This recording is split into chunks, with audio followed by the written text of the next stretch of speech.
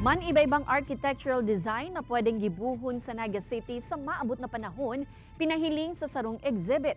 Ang pigtutulod kan mga nagbilog kan aktibidad, aramon ta sa report ni Jessica Calinog.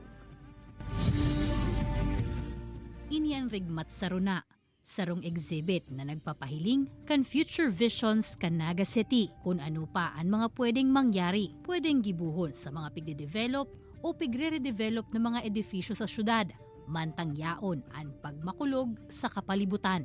An man iba-ibang architectural designs na ini, gibo kan mga architecture student and graduates. An sarong disenyo para sa Naga Airport Development Project.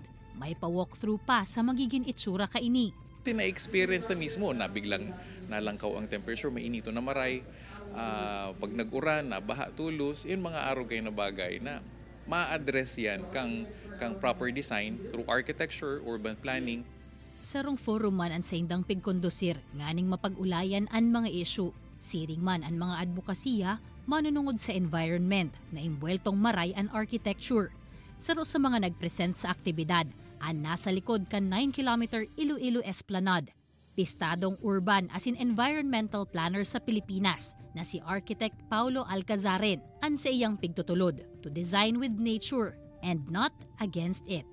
So kailangan ma-embed yung natural environment into the built environment na hindi lang puro building at kalye, building kalye, open space at halaman. So dapat may interplay ng natural spaces at saka yung built spaces para may balanse sa physical environment. Iniman ang saro sa saindang mga pigkukonsiderar sa redevelopment kan Plaza Quezon asin Plaza Rizal kan Naga City kung sa inparte kan pagpaplano si Architect Alcazaren. Kaibanan si Carlo Abonita, Jessica Calinog, Balitang Bicolandia.